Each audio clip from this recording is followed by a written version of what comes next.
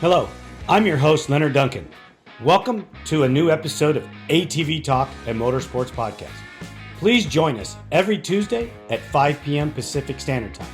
We bring you interviews with industry professionals, live events, live news about the motorsports industry in every episode. Enjoy the show.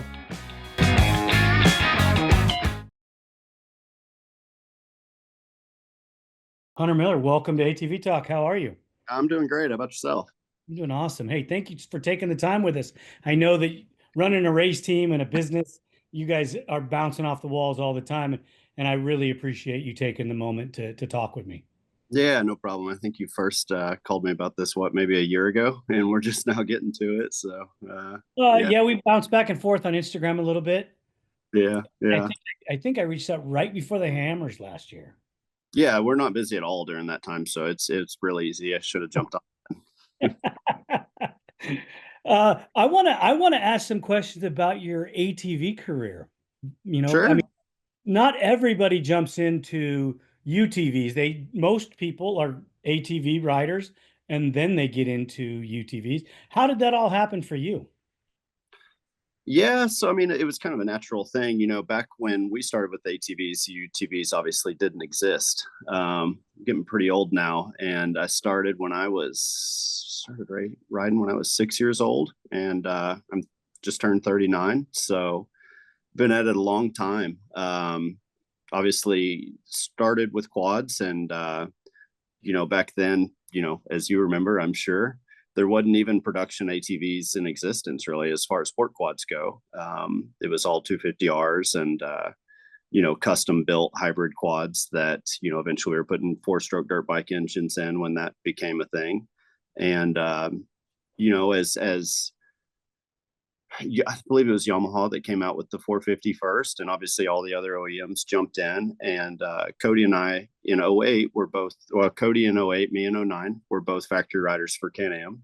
And around 2011, the support for quads was kind of on the decline, and side by sides were just starting to blow up. So Can-Am asked us if we wanted to give side by sides a try. And to be honest with you, back then I really didn't have much of an interest because they were nothing like they are today. But we wanted to keep our jobs. So, luckily we agreed to it and gave it a shot, and it ended up being the most fun thing I think I've ever done in my life. And over the years, it's just progressed. And, I guess you could say it was a uphill climb, but it was a very steep one. So it became what it is now. And since you guys transitioned from ATVs to UTVs, you brought that whole thing in-house then, or were you subbing some of that out in the beginning? How did that all work for you guys? As far as like how the cars are built and everything else, you Yeah. mean? Yeah. Well, when we first started, we honestly didn't do much, and we were so green, or I would just say dumb and ignorant, that we didn't know any better. When I first started, we were wearing motocross gear, and our harnesses were attached around the roll cage and everything else. Like, we just flat out didn't know any better, but we were just racing a local series, and everybody was figuring it out back then. So we didn't really do a lot to the cars. They were very stock roll cages. I think the height of our maintenance program was making sure there was air in the tires, and if they were low, we'd figure out where it was leaking and plug it, and then change the belts every once in a while. But that was about it. So I think the second year we ended up putting roll cages on them, and building them a little bit more, but really it was just for safety. And again, we didn't really know anything about automotive racing per se. Our background was always motocross, and there's not a ton of transition as far as how things are done with those.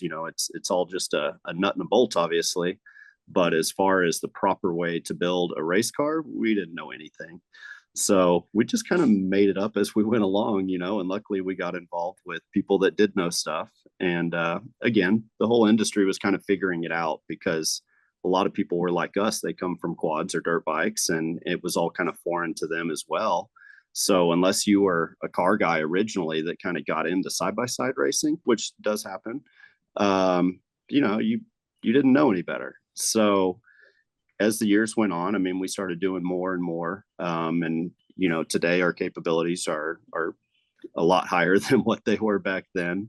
But, you know, we've always done a lot of our own work. My dad, you know, forced us to start working on our stuff from the very beginning when I was 6 years old. So, you know, Cody and I are both pretty mechanically inclined, and, you know, kind of put us in the position we are now.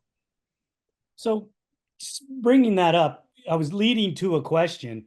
So you worked on your ATVs and you guys did fairly well in that from what I remember. Mm-hmm. Was it a huge transition for you mechanically to go from that ATV that you could roll in the garage, jump off of it, and you had all the tools? You didn't need a whole lot of specialty stuff. You know, working on a Can-Am ATV, yes, had similarities to working on a Polaris, to working on a Suzuki, to working on a Kawasaki. There all were some similarities. Yeah, And you know, it's kind you of brought an alien vehicle into your garage. for sure, for sure. I didn't know anything about differentials or drive shafts or CV joints or any of this stuff. You know, I knew a quad like the back of my hand. I could build them with my eyes closed, but you know, side by sides were a completely new thing. I will say in 2011, I got really good at changing rear differentials. That's for sure. In the Commander back then, but yeah, it was all completely foreign, and we were learning it. And funny, we think back to where we were when we first started. You know, basically, it was our shop that was under our house, and my parents' glass business was run out of it. And we also had, you know, our quad stuff on the other side. Well, we couldn't even fit side by sides in it. So we would literally have to store them in the trailer. And then to work on them, we would be out in the driveway under easy ups, you know. We didn't have the space for them. They were too big. And it was a couple of years before we finally got in a position like to have space to actually work on them. You know, I went from the driveway to working on it on the back porch of my house. And then at one point we were working on them in Cody's living room. And then finally we built a new shop for the glass business, and we kind of took over a corner over there. And then now we've got our race shop, which is pretty big and nice. Then we actually just built another building that we use to store vehicles in. So yeah, we've come quite a long ways. But as far as working on them, you know, I used to think quads were just a nightmare to work on, and now it's like you look at them and they're so simple and so small and so compact, and I feel like I could build one in a day, you know. Yeah, I don't want to be a car mechanic. So you keep doing Oh this, I'm going to keep doing quads, okay? yeah, no, it takes 2 weeks just to wire one of these things, it feels like. Do you guys do like okay, let's say the factory sends you a car and then you have to prep it for a race. You take it to the bare frame just Mm-hmm. like we do our ATVs, and do you start over or are we just adapting from stock? Well, it's kind of a fluid thing, you know, as a new platform develops, we start out racing them pretty stock, you know, just bolt on things here and there. Um, I would say back in the Maverick days, we would just like the OG Mavericks, we would just bolt on a cage, some shocks, suspension pieces, tires and wheels. And then as we kind of learned the car, we would slowly start upgrading it. When the X3s came out in 17, again, just kind of still not really taking them to the bare chassis, but you would take almost everything off, and then you would weld in a good roll cage and start building them up more.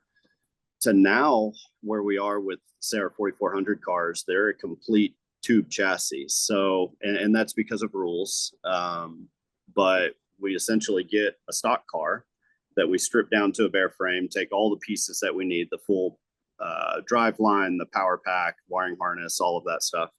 And then whatever stock components we're going to run, steering rack, power steering. And then we take our full tube chassis over here and we put all of those parts onto it, and then all of the aftermarket parts that go along with it to build the rest of the car. Then we have kind of our more production-based builds that we do in the UTV class, where still the same thing. You strip it down to pretty much a bare frame.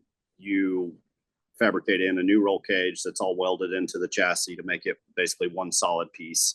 And then same thing, we take the same stock components that we're going to run on the other cars, put everything back together, and then, you know, all the aftermarket A-arms and trailing arms and radius rods and stuff that shocks from Elka that go in with these things. I would say it's very similar to a quad, just on a much bigger scale. And then the 4400 cars would be the equivalent of like the old Lager chassis or roll design chassis, that we would run back in the day. Production based powertrain, but then a full aftermarket chassis and suspension package. How many different series or events do you guys hit a year? Again, that's changing right now. We used to race a lot of short course, and we had two really big local short course series that were awesome. Especially during COVID time, and then King of the Hammers would be a big one. And then we'd do, one or two other desert races a year, but we were racing upwards of 20 times a year. And that is pretty overwhelming, but again, they were short course races. So it's kind of a weekend thing and fairly local. So didn't take the prep that say a desert race does. Now, say this year, for example, we're racing a lot less, but every race takes way more prep. I started the year with, I guess ending last year, I did the Morocco rally in Morocco, and then went to Dakar right after Christmas. Was there for 3 weeks, got back, had about a week at home, and then went straight to King of the Hammers. At King of the Hammers, we do 2 events there. Looking like next year we may do 3. But we have the UTV rock race and then the 4400 rock race, which those 2 races alone are almost like a season's worth of work, because we have to take 4 rigs out there just to get all of our stuff out there. I'm sorry, 3 rigs to get all of our stuff out there. And yeah, I mean, it is a mission to get everything. And, you're there for 2 weeks. So I've been in Saudi Arabia for 3 weeks, and then I'm home for a week, and then I'm out there for another 2 weeks. We get back, and then our next event's not till August for Vegas to Reno. So it's a lot of work in between though. What did you think of Dakar? Honestly, I had terrible luck and it didn't go like I wanted it to, but it was hands down the most amazing racing experience of my entire life. I mean, it is not like anything that you can compare to the United States or North America at all. And honestly, I would struggle to even describe it to you and you grasp what it is. You know what I mean? So much happens. It's like having a desert race every single day, and you know how much goes into one of those, but do that every single day for 2 weeks. And what I did today, I can't remember 3 days ago and all the details of it. Whereas, you go to say King of the Hammers, well, you kind of remember everything that happened through the race, and you remember that through the rest of the year. Going to Dakar is like doing that every single day for 2 weeks. And so you see so much, so many different types of terrain, so much different weather, so many different things happen throughout the race, that you can't even keep up with all of it. I mean, there's sandstorms and, driving 200K of dunes in pitch black with no reference and barely any light in the car. I mean, it was an experience like nothing, nothing that I've ever done before. The navigation's a whole new deal for you guys like that, isn't it? Oh, absolutely. I was lucky when I first started thinking about Dakar about 3 years ago. I was just being at BSing with one of the buddies that's local here who happened to know Andrew Short, who, obviously I was a fan of his throughout his entire career, as I'm a big motocross, supercross fan, but he happened to know him and said, man, he'd make a hell of a navigator for you, and introduced us. So started talking with Andrew about 2 years ago for it. And, just to put together, create the opportunity to go to Dakar is extremely difficult because the cost is so astronomical that every little thing has to go right. There has to be a seat available. You have to be able to come up with the sponsor money, like all of this, putting it together, unless you're, a multimillionaire that just wants to go blow money for fun. It's tough to pull it off. And, talking with Andrew, he was racing rally for about 5 years on a motorcycle. And so the chance finally came that I would get to do it, and the stars aligned and everything came together. and Andrew was full go on the navigation. I mean, he absolutely loves that side of it. So for me, it was kind of perfect because obviously he lives, 4 hours from me. We speak the same language. We have the same accent, everything. So the communication side is very easy. Whereas a lot of times, you go over there and, there's guys that make their living navigating for rally racing over there, but they're from all sorts of different walks of life and from all different countries and speak all different languages. So I was very fortunate to have somebody that, comes from the same background that I do.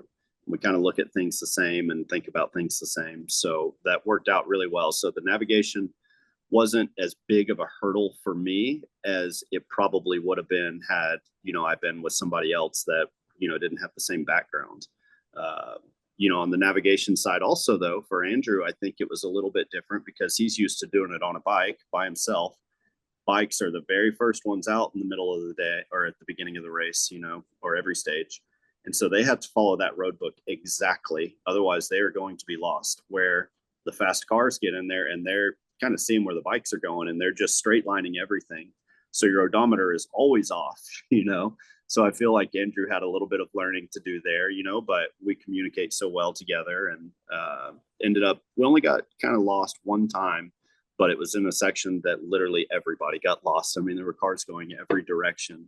So I didn't feel too bad about it. But, a lot of times, maybe if we got kind of missed a turn or something, it would be my fault because I have it in my head so much to just follow the tracks wide open as fast as I can go. And you can't do that in rally, you may be on a road, and it may keep going straight, but there's a turn right there that is very, they call it less visible, that you don't really see. And if you miss it, you're just off in the middle of nowhere and you have to turn around and go back to the last known point and then slow down and just follow the road book, So it's a learning curve. It was for me for sure. And, I'm definitely taking those lessons that I learned last year and going to apply them to this year for sure. That's awesome. I've gotten to go 3 times. Yeah. Yes. You know exactly what I'm talking about. Yeah. I never got to go as a navigator or a rider. I was in the pits in the bivouac, and that's a whole nother story of nightmare on its own. But everything that you thought you knew going into your first year, how much of your plan are you keeping to go back to your second year? I would say most of it, again, I wouldn't say we did anything wrong. We're just ignorant, but luckily, I mean, I had an amazing team. South Racing's won a lot of Dakars and they know what they're doing for sure. But we're in a brand new platform. It was first year for the Maverick R. And, the rules over there are not like they are over here. Over here, it's run what you brung. And, there's the rules are kind of guidelines, over there, it's dead serious. The cars are restricted. We have, a speed limiter and everything else that everything's got to be absolutely perfect. So, and again, the cars being restricted is not something I'm not used to. I'm used to having a ton of horsepower and, I see an obstacle and I slow down for it. I kind of see what it is and get through it and get back, and you don't hardly lose any time with those cars over there. If you let off the gas, you're losing time. So that was kind of new for me as well. It's like everybody says you need to slow down and kind of take your time and just finish every kilometer, which is true for sure. But you better not slow down that much because a lot of those guys over there know what they're doing. Turns out there's fast people other places in the world other than US, So it's a lot to take in. But again, I think I'm just adding to what I went with last year for sure. Basing on all your experience from the desert to your short course racing, when you go out to develop a new platform, how was that done for you guys? Because you're going to go to a desert, you're going to go to someplace with rocks and high speed. How do you do that in your neck of the woods? We have to go to California. Yeah. That's all there is to it. I mean, luckily we have enough experience at this point. We kind of know what works and doesn't work. You know what I mean? So even though we're onto a completely brand new platform, still the same basic thing. You know what I mean? So first thing we do is obviously try the vehicle bone stock, which fortunately we get to do a little bit before most people do, I think. So we have an idea of what we're getting into. But from there, I mean, let's take shocks, for example. It's just testing. So we set aside time to, well, we get with George White and Elka and everybody and try to come up with what we think we need. And then we go out to Johnson Valley or wherever we're going to test. And we may be there for 3 days, maybe there for a week, whatever it is. And we test, test and test and test. This year before King of the Hammers, I mean, Are you looking for the best suspension technology for your sport ATV? Look no further than Elka Suspension, the industry leader in sport ATV suspension technology.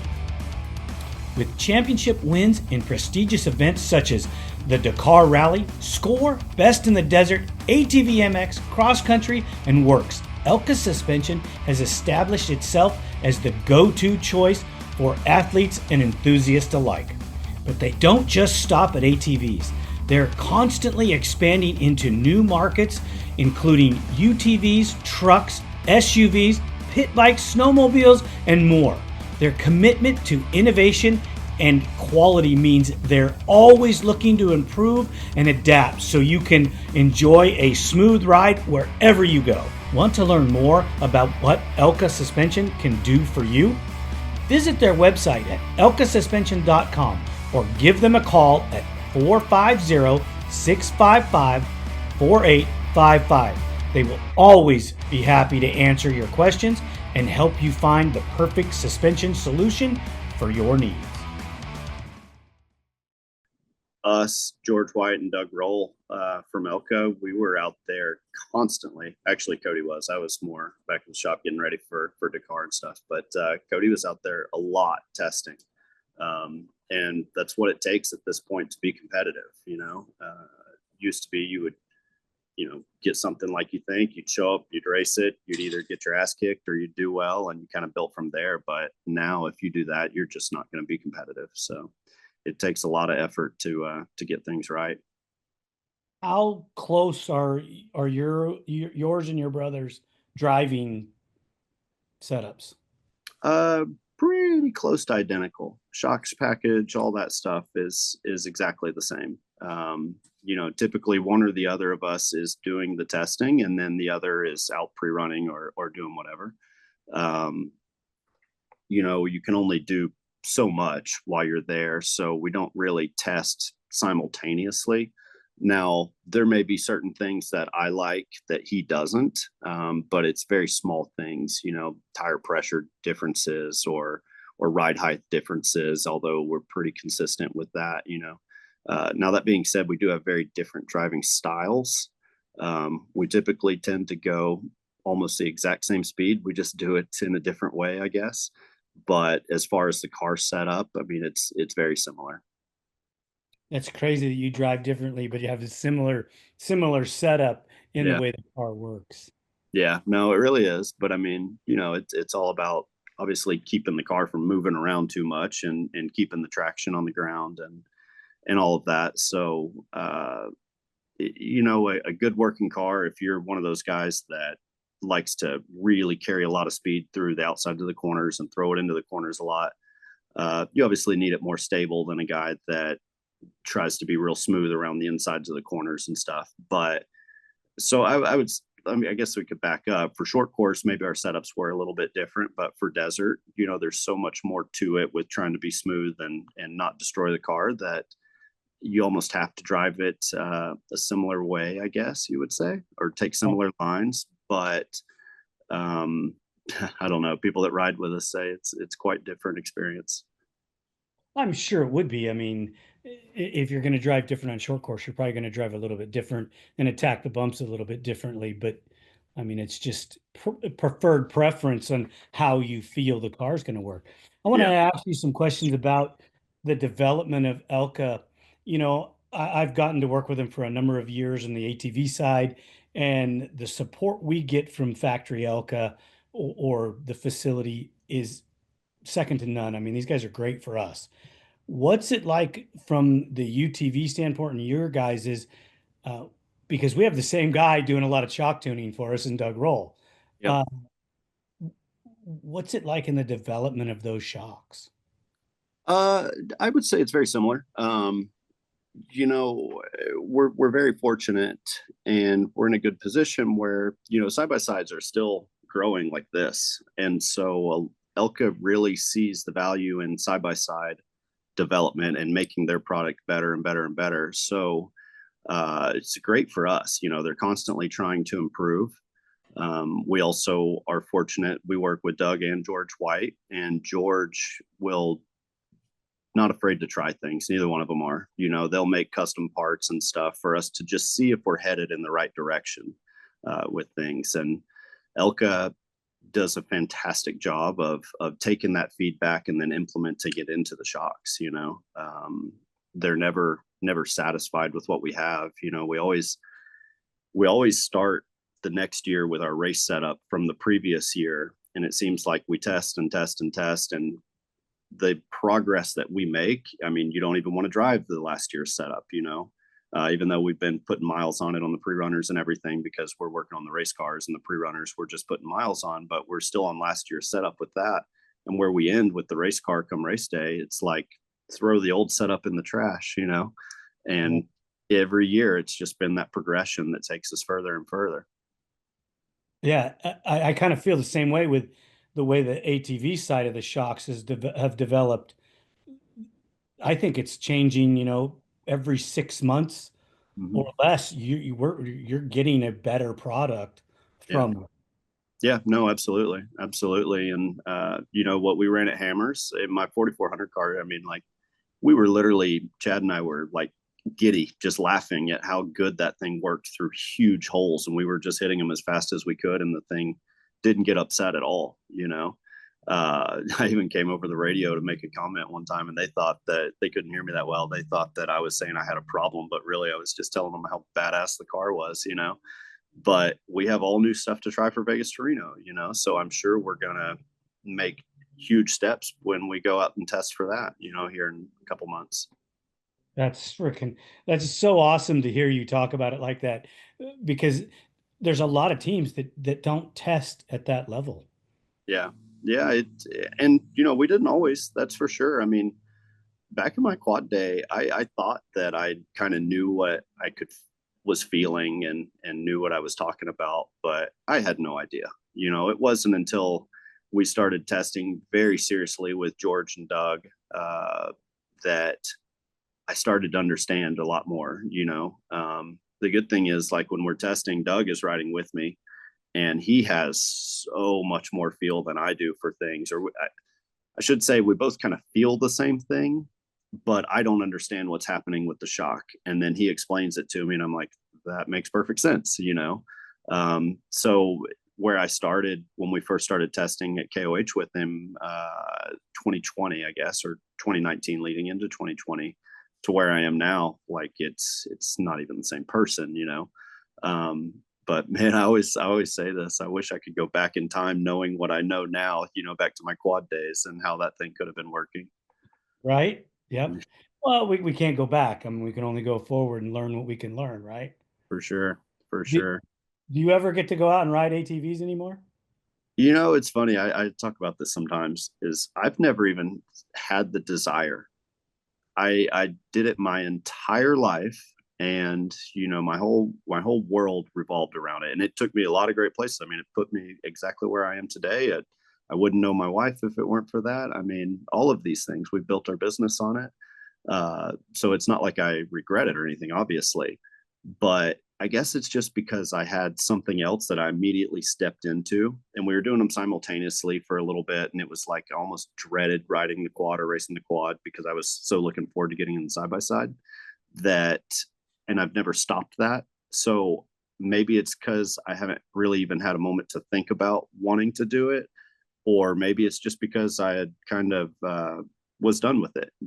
But whatever it is, I've never really had the desire to even ride one again. So maybe that'll change later on. Maybe after I'm done racing side by sides, I'll want to get back to it.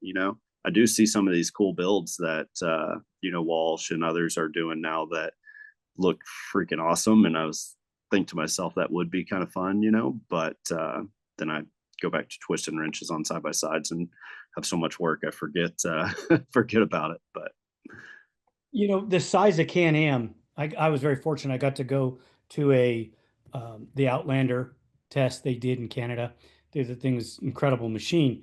But as advanced as that company is and as big as they are, do you think that they'll come out with an electric UTV a feasible electrical UTV? yeah, I think it's a matter of time. They just released their electric motorcycles and electric snowmobiles.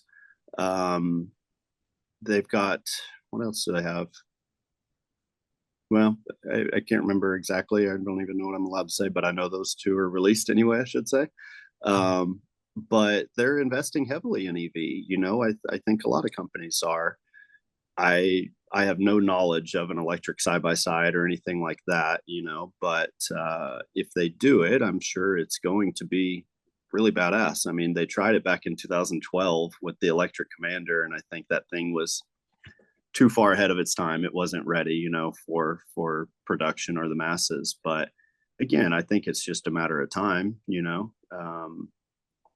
I can't say that I hope everything goes electric one day because I don't, but also I'm not against it. Like I think electric vehicles are awesome. I think I drove my brother-in-law's Tesla or sister-in-law's, and I mean it's got to be one of the coolest things I've ever driven.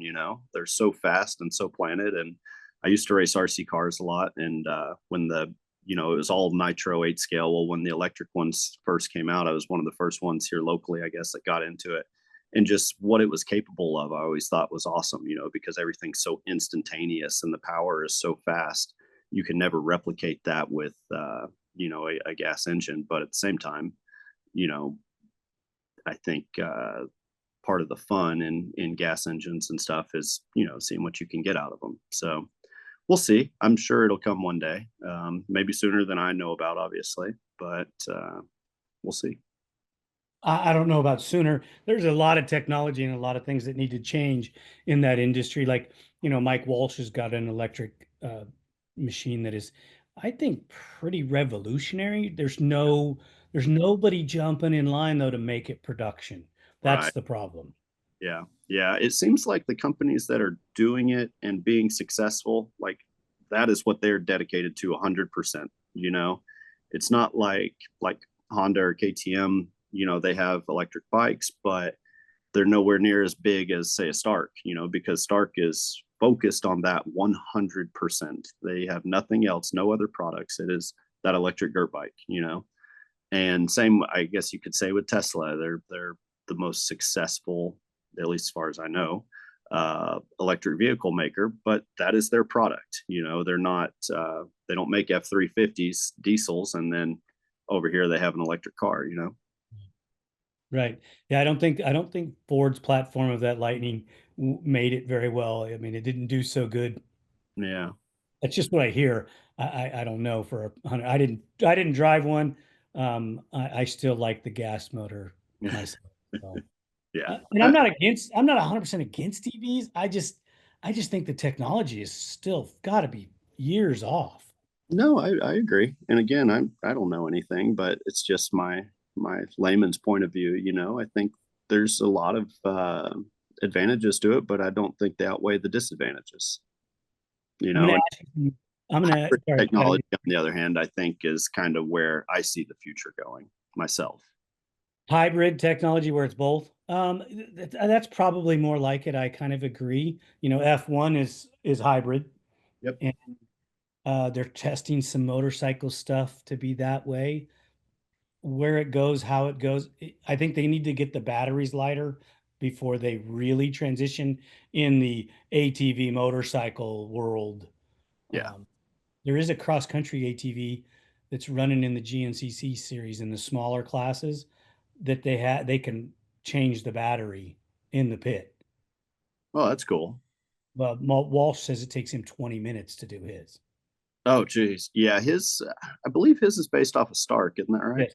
Yeah. Yes. Yeah. So I don't know about changing the batteries and stuff, but I know a friend of ours has one of those, and I rode it around out here, and I thought it was pretty awesome. Yeah. They got Yeah. some power and yeah, some cool stuff. What about the kids' cars? I know you have children. Um, what do you think about developing those for the youth? I think that I think it's kind of in a weird spot, you know. Um, what the kids these days are racing is night and day faster and more capable than what I started racing in side by sides. There's not a great, I would say, youth side by side available right now. As far as like off the showroom floor, you take it out there and it's capable. It's like, a high end go kart, I would say. And then the parents dump a ton of money into them. I mean, I'm sometimes blown away at how expensive some of these kids cars are. But then from that point, from say a 170, the jump to a 1000 is kind of like their next step. I mean, there are in between cars that maybe some parents will build with, say, Maverick Sport platform or a Razor 570 or something like that, but the classes are pretty small. So it seems like the series have kind of taken kids from, say, a 170 or 200, whatever the small Razor is. And then the next thing they're in is like a natural aspirated 1000. And on one hand, I'm okay with it because those chassis are super capable. So they're forgiving, so they're safer, you could say, and especially if you detune the engines a little bit so they're not quite so fast. But there's really not like a stepping stone like there is, say, in motocross. Um, and I guess you could argue the same thing on quads. I mean, back in my day, kids went from a 90 mod up to a 450, and that was it. There was nothing in between. So I think side by sides are kind of at that stage where now I'm again, I'm not like paying a ton of attention to the quad world, but I think they've got 250 hybrids and stuff in the middle that are pretty fast and capable. So there's building blocks where for side by sides we're still not to that point yet. So I'd love to see all the OEMs come out with something that it's like a sport oriented youth machine that, say, has the chassis of a big car, but the power of somewhere in between a naturally aspirated 1000 and a 200 car. But we're just not there yet, and unless the parents are willing to dump out major money, then it's kind of hard to do. Yeah, I kind of agree. The comparison between the ATVs and the UTVs in that area, it's Mm-hmm. the same. They're Yep. they're not doing anything to support the youth middle group at all. Yeah. Yeah. And the cost of, building a youth car and then to build another mid-level car and then go build the big car, you could go broke in a hurry. Oh, it's crazy. Yeah. Yeah. It's absolutely crazy. And so it's almost at this point, it's like it's an adult sport, but at the same time, you have to have the younger generation getting into it. And there are some super talented young kids out there right now. I mean, and a lot of them local to us. I mean, they are legit. I mean, if I had started at that age, man, no telling where I'd be now. But um, I think they have a bright future ahead of them. And I don't know, if it's in racing. I don't know if it's in side by sides or if they move on to some other form of auto racing. And you can kind of look at side by sides like that as well. It could be just the beginning stage of their racing career, and maybe they get into pavement racing, maybe they get into trucks. I mean, who knows? You can kind of go anywhere with it, but the fundamentals of driving are essentially the same. Learning line choice and throttle control and braking control and all of these things. It's just a production based vehicle, but yeah, I'm sure it'll change. I'm sure in the future there's going to be kind of that mid-level car that's appropriate for, say, somebody that's 12 to 14 years old without getting them into a full-size car. But at the moment it doesn't exist, I don't think. Yeah, I sure hope they do that for the ATV industry and the UTV, just to keep the people, let's get them off the couch, get them off phone and get them in, get a set of bars in their hands or a steering wheel in their hands to get them out in the world, because I think that's what our youth needs. Yeah, no, I couldn't agree with you more there. Like you said, get them out of the house at least. When I grew up, man, We weren't allowed to be in the house. we were But never in. old age, go ahead. I said when I was growing up, we were never inside. And now I guess on my Sundays I try to be in there as much as I can. But I'm old now, so all Well, grown it's up. different. You earn that spot to be in the house. Yeah. Um, so when you were involved in the I'm gonna have to remember back to the years. The Polaris came out with that 900, Hmm. and we were doing a little bit of testing at that point, seeing if we were going to be in the UTV world or not, and I thought at that point that that car was better than the consumer base. What do you mean by that? Like, People could easily get themselves in too much trouble in that 900 right off the showroom floor, because it did things that the general consumer base didn't know how to do. I think we're still there. I think that's worse than ever. I mean, a showroom stock Maverick, Can-Am Maverick R. I mean, that thing will run 100 miles an hour with its eyes closed. Um, I always kind of relate it to this watercraft world, personal watercraft world, or jet ski. I don't know if you've ridden a modern Sea-Doo, but they are so fast that they will throw you off the back of them. Like they're uncontrollably fast. And I always wonder if side by sides are going to take the same trajectory, because the OEMs are competing. I mean, they're making them faster and faster and faster and more capable. And everybody that gets a roll cage around them thinks that they're invincible, and they can do anything. So you can certainly get yourself in a lot of trouble very quickly. And I would certainly agree that even back then, and say, 2010, 2011, 2012, when that 900 came out, we were in the Commander back then. And the Commander, it was Can-Am's first attempt at a sport vehicle, but I would classify it more as a sport utility, and where the Razor was kind of that next step up. It had more quote unquote modern suspension design, and it took Can-Am quite a while to go to that point. But I would say just about any of them would get your regular Joe Blow guy into some serious trouble, and this, again, especially today, the cars are so fast, it is absolutely insane. Now, luckily, the handling has kind of come along with that speed, so they are more forgiving to drive, but they're still capable of getting you in deep shit. Yeah, I 100% agree with that. The I just don't know what the factories are thinking sometimes. Do they offer classes? Do they offer things to teach people how to drive? You know what? I don't know. Um, I would love to say I do, but I don't. We have a local facility that we do a little bit of work with, called Eagles Canyon Raceway, and it's on the pavement side. I mean, it's a world-class facility, but on the pavement side. They have got into off-road the last couple of years, mainly just because they had some X3s and really enjoyed them.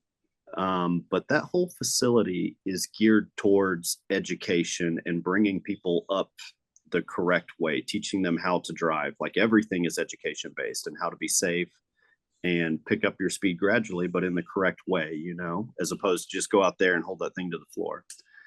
They've got the same idea with off road and really want to grow that. Matter of fact, I'm going up there on Thursday, and we're going to discuss a little bit, because, we get asked to give driving clinics all the time. Now, my schedule doesn't allow it very often, but I really do enjoy it, and would love to put together a curriculum that, kind of teaches people everything that we've learned over the years and all the mistakes we've made, but also how to not go spend, a fortune on building one of these things and go destroy it the first time you drive it, because you don't know what you're doing. So I don't know that an OEM is necessarily offering that, um, but there are. I think you're going to see kind of an emergence of maybe facilities that are offering it, and trying to get more people into racing. And Eagles Canyon, like a lot of their goal is to take guys that are out there on the pavement side and get them interested in off road. So you're looking at a whole different, you know, customer base that could be getting into this. That sounds outstanding. I wish that the developmental program for a lot of things would have systems like that, because one of the biggest things I see in the UTV world is that guy with a family of four buys the car, doesn't know anything about the etiquette in the desert, Mm-hmm. throws his wife and kids in the car and takes off across the desert at 100 miles an hour. Yep. And next thing you know, the wrecker's bringing the car in, and they're taking the missus or one of the kids to the hospital because dad didn't understand how to do it. Yeah. No, I couldn't agree with you more. Where UTVs are in their infancy. I mean, I would say this sport is oh, what, 15 years old at this point? I mean, that's nothing. It really isn't. And on the pavement side, I mean, this type of stuff is pretty refined, but also on the pavement side, you don't necessarily have a guy going to buy a luxury sedan and putting his whole family in it and taking it to the racetrack either. So it's a different world, and I think it's going to take some time for this type of stuff to catch up. Before UTVs, the only way you could do that would be, say, in a sandrail. And the barrier to entry of a sandrail is much higher than it is in a side by side. A side by side, you can go to any number of dealerships in any given city across the entire country and just pick it out and, put $200 down and you walk out the door with it. Whereas something like a sand car, I mean, obviously you got to know where to buy that thing. You got to have a pretty decent size wallet in order to buy it. So you didn't necessarily have this giant influx of people. So what is making side by sides take off, at this angle as opposed to this one, is that low barrier to entry. But it's also, a double-edged sword because you get so many people in there that have no clue what they're doing. It's not their fault. It's just they've never been exposed to it. So it's got to be, these things have to be respected, obviously. And I think kind of a program to teach people about this stuff and what they do need to look out for and how they need to respect them is probably something that's needed. Yeah, I hope the industry does it and they don't rely on the government to do it. Oh boy, you ain't kidding. Because if they get the government involved, it's just going to screw it up. Yeah, well, I mean, look at quads. Yeah, they got involved with the Yep, age bracketing is off because it should be size and weight, not age. yep, I mean, the drill. You lived yeah, yeah. it, so I was the kid that well, I don't even, I guess it was so long ago, who cares? But I was the kid that was 13 years old, and locally we were professional riders and we're signing up at the beat class at Loretta's and saying we were 16. You know what I mean? right. I look back on it and maybe that wasn't the greatest thing, but we did it. And, we were in an appropriate class for our size and skill level and everything else. Our age was off, but I'd been riding for nearly 10 years at that point. So we knew what we were doing. And I mean, we were winning the class, so it's not like we're out there just back of the pack, but, it's just the reality and what the government had, put in as rules, I guess, just didn't mesh. Right. I kind of agree with that 100%. Um, I wanted to ask some questions about the chassis builds versus the stock chassis. You Mhm. guys do some modifications, to make it so that your appendages don't break off. I know that some of the stock chassis throughout the years have had issues where they couldn't take as much of abuse as, the shocks were better, the tires, their portions of the car were better than portions of the frame or the A arms. How much development has that evolved? And I know that car you drive is really good. Yeah, yeah, and But the car that I know some of the other cars that are built aren't quite as good. Um, does all that development for Can-Am come from through you guys and other teams, or is it something that you still have to modify a lot on your end? uh, as far as knowing what to do, you mean Yes. like learning? So Can-Am, I mean, there's quite a few Can-Am drivers, and Can-Am has a really good race department. And when say we have a failure and we learn something, I mean that information is passed on to everybody because part of the reason that Can-Am has a race department is to improve the vehicle, for the general consumer. So chances are most general consumers are not pushing these things like we are. And so if they can make it good enough for us, then it's going to be good enough for the general consumer. But likewise, Can-Am wants to have all of their racers be successful. So, if we find a failure point and we're like, hey, this is kind of a major issue, and here's what we did to fix it, they're going to pass that information on to everybody, and a lot of that stuff works its way into production for the general consumer, a year or two later. So, and that information is passed to us the same way, say, Phil figures something out racing in Mexico and it's something we haven't run into. Well, that information is given to us and we improve our stuff so that when we go to Vegas to Reno, we don't have the exact same failure. As far as the chassis holding up and all of that, I mean, uh, it's Can-Am is a business that's out there to make a profit off of, obviously, right?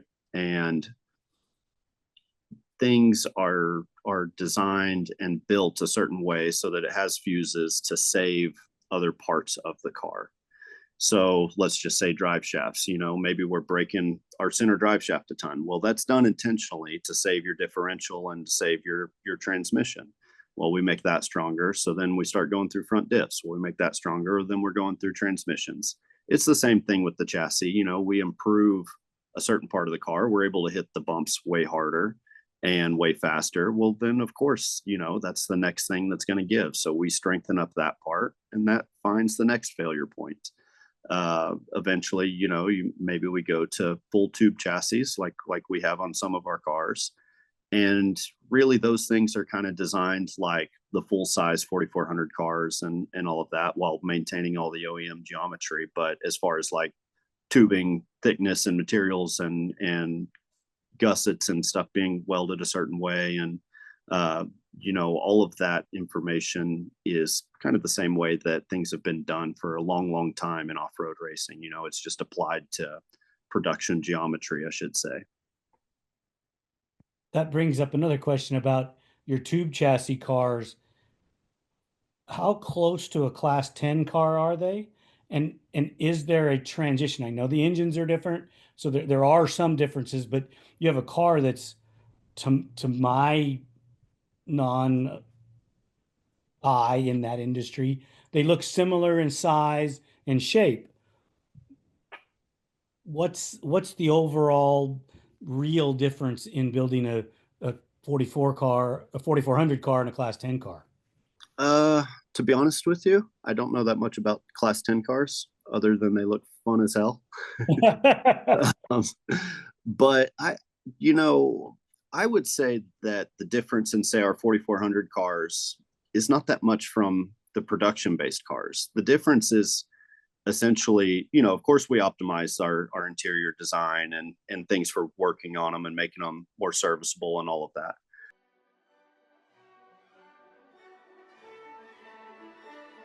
Are you ready to be captivated by one of nature's masterpieces?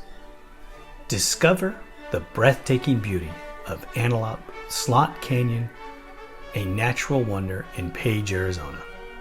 Join us on a guided tour and immerse yourself in the mystical light beams, rich colors, and serene landscapes. With tours at prime sunbeam hours, experience photographer's paradise and capture memories that will last a lifetime. Comfortable shoes, a camera, and a smile are all you need for this adventure. Book your journey today at Antelope Slot Canyon Tours and let the canyon enchant you. Please visit us now, antelopeslotcanyon.com, for more details.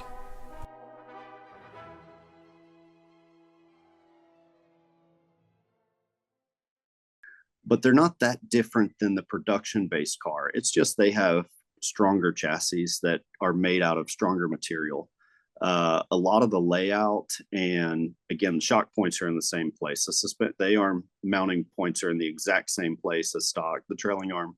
And because of the rules, they have to be, obviously.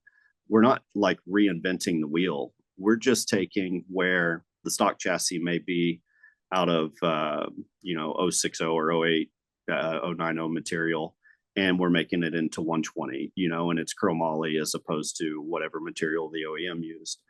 And part of that is because of rules, for a 4400 class, they mandate that you have to have certain material thicknesses throughout the entire chassis, and the OEM chassis doesn't fit into those rules.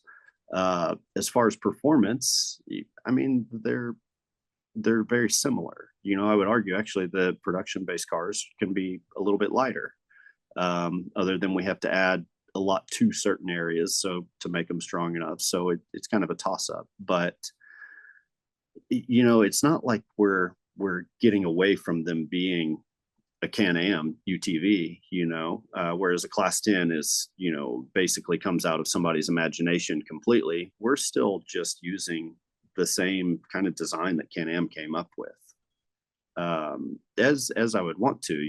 I mean, there's thousands of people that worked on designing the Maverick R over the years and turning it into what it is, and they're all way smarter than we are.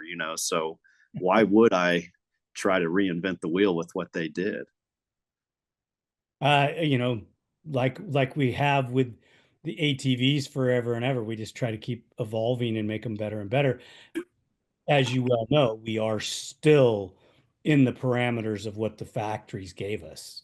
Yeah, exactly. I mean, a 250R, a full legger or roll design, take your Walsh, whatever, 250R chassis was not that far off of what Honda released in 1988 or 89, So, yeah, I mean, within reason they were, but still, you're working with the same nuts and bolts there. Right. I totally get it. I totally get it. If you went back to the year that they came and asked you to drive the UTV, could you ever envision the business being where it is today? No, absolutely not. It was not even a thought, Um, Number one, I was much younger, so I didn't really have business in where it was going to go in my mind. But at the same time, like, I couldn't have ever dreamed that we'd be where we are now. I thought we were going to get into racing side by sides a little bit, and it was going to be fun, and we're going to do it as long as we could, and that was going to be about it. I didn't understand that my whole life would revolve around it. That is crazy, isn't it? Yeah. Oh, it really is. I mean, again, I think back to where we were even 10 years ago, and you wouldn't recognize our facility. You wouldn't recognize anything about it. Our program was absolutely nothing like what it is now. How many cars do you have in production for racing in your facility at Oh, one? man, we cycle through them. For instance, right now we're getting ready to do a new run of builds. We sold everything from KOH this past year, but just gearing up for, say, KOH next year. There's two of us, so everything's time two, but both of us need pre-runners. That's two cars. Both of us need UTV rock race cars. That's two more cars, four total. Both of us need 4,400 cars, so that's six. And then now we're doing desert specific builds as well. So that's eight total, just for Cody and I. And then we don't do a lot of practicing because, frankly, there's no time for it. Most of our driving practice comes from, we got some shifter carts, and we're lucky we have a really nice facility about 5 minutes from the house. So we go out there and keep our driving skills sharp. But these things are so much prep in between races that, there's almost just no time for it.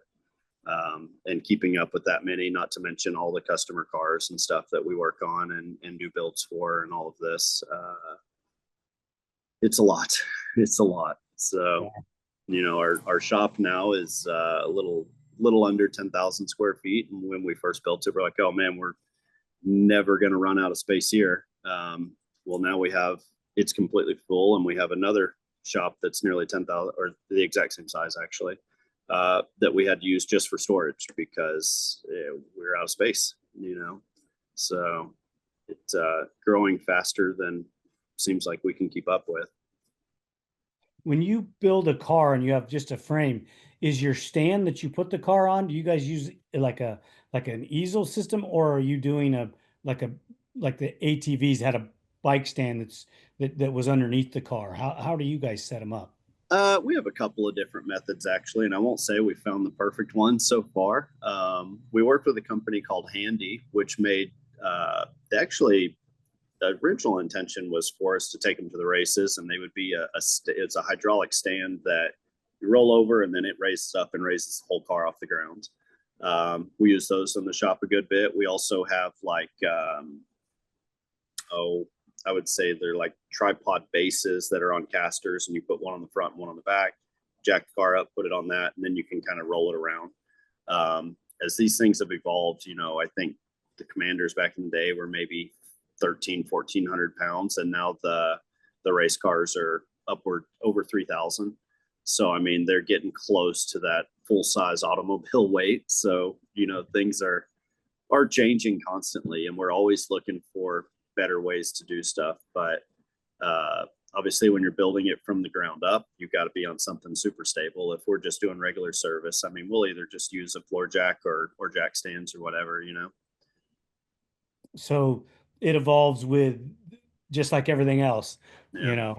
And then the stands for the short course cars won't work for the desert cars, because they won't even be at full droop, much less off the ground. So, it becomes a bit of a pain sometimes, because some of the bigger cars, I mean, they have a lot of travel, and we have 37-inch tires. So, I mean, just getting the thing off the ground, and all of a sudden your cage is 8 feet in the air. So you need to do something, at the top of it. Well, you're getting a ladder out to get up there and work on the thing.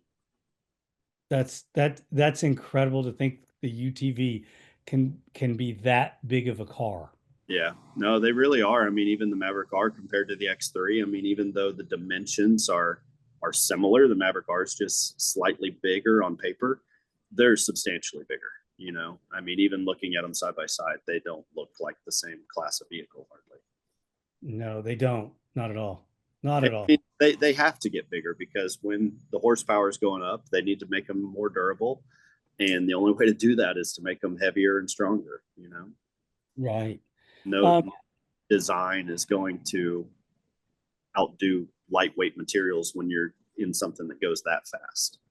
Well, your short course cars were built to be more of a lightweight, less, impactful, Yeah. where your desert cars have to be heavier because you're taking at speed, you're hitting an impact so much harder, or hitting an edge or things like that.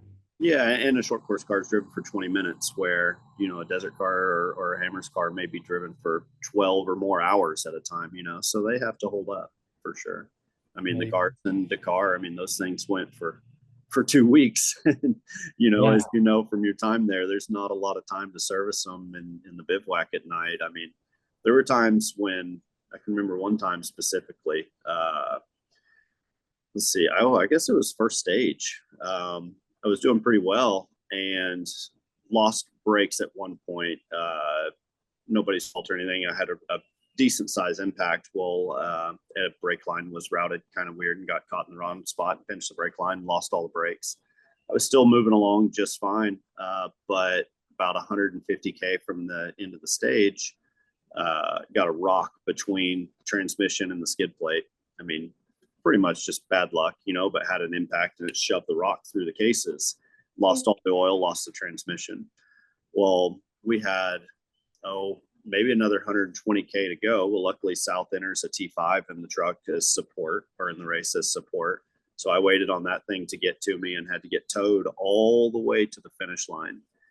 And that was hands down the gnarliest part of Dakar, was in blind dust at night getting towed. And these guys are hauling ass because they have to get me to the finish line before cutoff time so that I can stay in the rally, because you DNF one stage and you're out, Right. So it was terrifying. Like I always say, like, it was okay when it was complete whiteout in front of me, because at least I knew I was behind the truck, but then it would go completely black and there'd be so much dust in here I couldn't even see my own lights.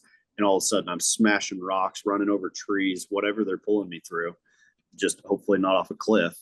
And but anyway, they get me back into the bivouac. I mean, it's 11:30 at night and the car's a mess. They had to change the transmission, change the full brake lines, change the tires, service it completely, fix everything else that was done on it. And those guys work all night long. And when I got up at 6 to get ready to go out for the next stage, that thing was like brand new. The mechanics to me are like the real Dakar heroes, because those guys, they sleep in tents, they work all night long, then they drive all day long getting to the next bivouac, getting all that stuff set up, all of the infrastructure that comes with the team. We get there and it's like we're in the same place, even though we're 300 kilometers from where we started the day before. It's nuts. It is. They're moving a city. Yeah, absolutely. It's crazy, all the work that goes into that when you go down there and do something like that. What is your favorite kind of racing? Is it the desert, the short course, or something more like the hammers or even a Dakar? My favorite was cross country racing, like at GNCC. The couple of years, that's actually kind of where we started in side by side. So when Can-Am asked us if we wanted to try side by sides, we were all for it, but we didn't have anywhere to race them. So we got with our local cross country series, and the owner of the series happened to be an old dirt track racer. So he was like super pumped on the idea, and it blew up there, but it was a cross country series. And I will argue with anybody that the guys that start out racing cross country and get good at it will be the best drivers. They can kind of go to any discipline of UTV racing and be good, because number one, they were hour-long races, which is not just super short, but it was a sprint race. You were going as hard as you possibly could, but you had to learn how to keep the car together at that speed also. But then you also had like zero margin for error, because we're skating by trees. Obviously the courses back then were designed for quads and dirt bikes. So even though cars back there were half the size they are now, it was still really tight. So you learn how to conserve your brakes and everything else and carry speed through all of these things and essentially keep the car together going as hard as you can. And if you make one mistake, you totaled the thing, So I do miss that. And 2018 was the last year that we raced GNCC, because obviously they didn't have UTVs after that. And I actually won the XC1 title that year. So I guess I go down as still the reigning champion. But I miss that for sure. I absolutely love desert racing. And even though we're I would argue pretty new to it, I'm having a lot of fun with that. I enjoy the races where you're in the car for multiple hours at a time, and it's becomes almost more of a physical thing and mental than just going out there and driving as hard as you can for 20 minutes. I really enjoyed the short course racing we had here, which was a little different than what they have up in the Midwest with Champ, where you're on a big truck track, and the cars are actually kind of small for the size of those courses. What we had down here was almost more of a hybrid track between a moto track and a short course track like that was specifically designed for side-by-sides. And so they were really, really technical. I had a lot of fun with that. But I would say, as far as a favorite, cross country for sure is at the top of the list. But out of what, we currently do, I would say hammers, because it's similar with that technicality. You can't just go out there and hold it wide open. It's not something that just anybody can go fast at. You got to have the skill to keep the car together while going through there, which I haven't done a great job of the last couple of years, but especially in the UTV race, it's such a sprint because there's so many good guys these days that everybody's going hard. But anything that is tough to the point where you can't just jump in one and go out there and go the same speed. I really like that. Vegas to Reno, I would say, is on the easier side as far as a course go, where everybody is fast and attrition is not such a huge thing other than it's long, so that goes back into the mental side of it, and keeping your focus for that many hours, without making mistakes is a big deal. So there's a lot, Is Hammers, other than watching videos, I've never went. So you're missing out. I know. You're super technical because of the way you have to drive through the rocks at the speeds that you have to go, correct? Oh yeah. And I would say the desert too. Like the desert there is freaking gnarly. It's pretty beat up, and there's a lot of cross grain that if you haven't done your homework out there, you will end up upside down so fast, That's why I don't drive UTVs, is because everyone I've ever driven has either ended up on its side or on its lid. Yeah, well, maybe you need to go through that OEM instruction course like you're talking about. I do. Dude, I should be the first guy to sign up for it, because I cannot drive a UTV to save my life. So, I borrowed a couple cars, and every one of them have been upside down. So, I stick to the ATVs or two wheels, because I just haven't figured it out yet. No, I hear you. I hear you. I mean, there is more to it, and like we said earlier, I mean, the cars are so capable and so fast these days. They'll get you in trouble before you know it. Yeah, I drive too aggressive for what my skill set is versus the car as well. Trying Right. to do things with the car that, I'm putting it in the wrong position. It will do it, but I'm not setting it up correctly. That's the problem. Yeah, and that's a great point. What will get people into trouble is not that the car can't go around the corner that fast. It's that you didn't, back here when you're coming into the corner, you didn't put it in the right spot to get it to go through the corner that fast. You tried to do it at the wrong angle at the wrong time with the wrong amount of brakes, and it wound up upside down. Did you race any of the Works series out here on the West Coast at all? Oh yeah, we did it when GNCC quit having UTVs in 19 and 20. We raced Works. 19 was our first year, and Cody and I actually tied for the title in the Turbo Pro class. Cody ended up getting it on paper because he had one more win on the season than I did. But when I say we always end up going the exact same speed, a lot of it comes down to that as well. We end up right next to each other in a championship or in qualifying or any of that. But that was actually one of the funnier times, because Cody thought he had it wrapped up kind of, and I won the last race. And then he was fifth, I believe, the whole race. And on the last lap, he passed Davey Hagsma for fourth, which, before he made that pass, I had the title. And then he ended up tying, and he beat me because he had more wins. 2020, we ended up only doing, I think it was half the season, because when COVID started, they ended up not canceling half the season. And, it was kind of a weird time, but that's when the short course racing here was really exploding. So we kind of focused ourselves over here. Well, they just announced for 2026, no more UTVs. Saw that. That's a bummer for sure. But on one hand, I won't say I'm surprised. Like, UTVs are outgrowing. They started with quads and dirt bikes, and we're racing at the same places. They're outgrowing that to where they really need to be paired with automotive style racing. The tracks are not big enough anymore for what side by sides are.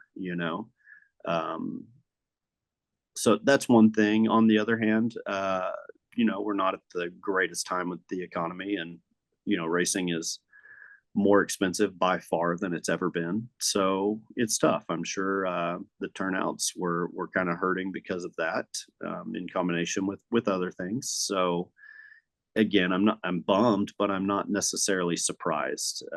I think the transition into automotive style series is what kind of needs to happen and where everything's headed. Unfortunately, on the West Coast, there's not a ton of options for that style of short track racing. It's mostly all desert, you know. And on my side, I'm bummed over here because we have no desert. We have to go out there to do it. So, Right. I hadn't had that perspective that you gave. That's pretty good. I was assuming because nobody's been told why. Cross country said it was insurance. mm, I'm sure it had something to do with the insurance and the size of the car yep. because the cars were getting big or too big. And Works maybe into the same boat. The cars are too big, too fast, and they just can't allow them in those environments because there's no way to set a course up for your spectator base to be safe enough. No, I agree, man. And insurance is a pain, you know. I mean, I know they said that for GNCC, and I absolutely believe it. You know, I remember, maybe it was at Powerline. Can't remember exactly which race it was, but anyway, the insurance adjuster was there at the race, and everybody knew it. Everybody was supposed to be on their best behavior. What just happened to be that a car burned to the ground right in front of him that race. Oh, Yeah, and I don't know that that was the straw that broke the camel's back or what. I have no idea, but it wasn't a great look, that's for sure. And you know, it but it's I see their perspective. I mean, I have pictures of nearly running over spectators because we're battling and bouncing off each other, and the woods are just scattered with people, you know, and that's part of what makes GNCC what it is. And if those same spectators get hit by a quad or a dirt bike, like, yeah, they're probably going to get jacked up, and there's a good chance they're going to get seriously hurt. But if they get hit by, you know, a 3,000-pound UTV, they're almost guaranteed to be hurt severely. And it was just too difficult to control. So, I mean, it's definitely not far fetched that insurance prices were so expensive that it wasn't feasible. You know, I mean, GNCC is a business at the end of the day, and if the insurance cost outweighs what they can even possibly generate in revenue, of course it doesn't make sense. I agree. I worry about score a little bit when you see some of the videos where the crowds part ways as the cars and trucks go through. It's just a recipe for disaster. And it's not like it doesn't happen. Right. You know, it's constant. And you know, down there the UTVs are, well, they used to be one of the slower classes. They're not anymore, but they're hauling ass, but not like a trophy truck is through there. Yeah, but it's still like you said, it's 3,000 pounds. Yeah.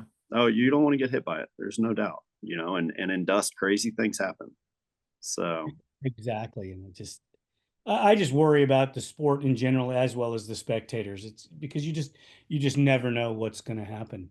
yeah, Um, I agree. Especially, you know, in a situation like that, spectators are out there. They've been out there for days. They're drinking, they're hanging out, you know, and they want to see the truck or the side by side go by, and they want is what they think is going to be the best view possible. So they get out of the way at the last second, you know. But if another truck's behind them and is in the dust and doesn't see them, and they're, you know, a foot off to the right, there's liable to be a person there. So I think, you know, your worry is not without reason down there, without good reason. I have no idea what the government oversight and regulation is down there or insurance compared to in the US, but there's no oversight. yeah, yeah. But if a truck and I'm speaking vaguely, if a truck does run over a spectator, Hmm. the team will pay for that, Right. whether it's their fault or not. Yeah. You Yeah. know, I mean, you have people that are camping in those little islands, you know, in the split lanes. Well, sometimes the trucks don't go around the split lane; they go. Yeah. You know, I'm just guys, It's terrifying. It really is. You know, I will say, you know, I know we keep going back to Dakar, but that's one of the things that I really is a pain in the ass, but also I really liked over there was that the rules are so strict that it is completely black and white. There were stages where, there were spectators out there and stuff, but for the most part, you're so remote, you don't see anybody at any time. You know what I mean? It kind of blows my mind that it's as big as it is, but then you don't necessarily see a ton of spectators and stuff, but it's just the TV coverage and everything else is so next level that, of course, it's big all the way around the world. But you'd have loved South America. Oh, I heard stories. Heard it was nuts. They didn't care if you had a team shirt on, you were a god. Yeah. And they would stop us at the gas stations. They would stop us, going into, the convenience stores or the restaurants. It was just amazing. Yeah. I loved it. I'd always heard that, like Andrew told me stories and they're talk about the dunes there where you're like above the clouds and you're coming down, and, you'd be going up to the start of the stage and there's hundreds of thousands of people lining the streets and everything else. Like, it sounds like another world, that's for sure. But I heard it was kind of a little bit on the sketchy side sometimes as well. Yeah. I mean, when you get that many people, Yeah.